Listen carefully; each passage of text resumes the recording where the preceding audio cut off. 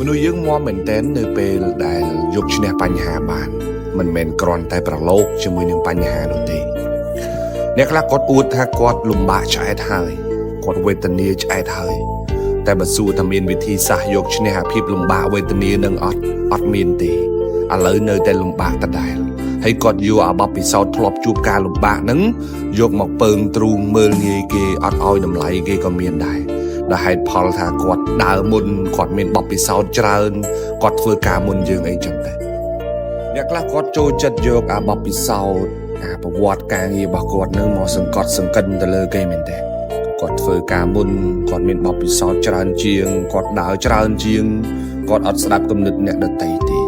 អាបបពិសោធន៍នឹងវាមិនខុសទេតែសំខាន់អាបបពិសោធន៍នឹងវាមានលទ្ធផលដែរអត់អនុវត្តចេញដែរឬអត់អ្នកខ្លះសម្បូរបបពិសោធន៍ប៉ុន្តែអាបបពិសោធន៍នឹងវារ៉ាំរ៉ៃទៅដោយបញ្ហារាប់សិបឆ្នាំកុំចេះតែយកអាបបពិសោធន៍នឹងទៅសង្កត់សង្កិនគេពេកពេលខ្លះអ្នកខ្លះមានបប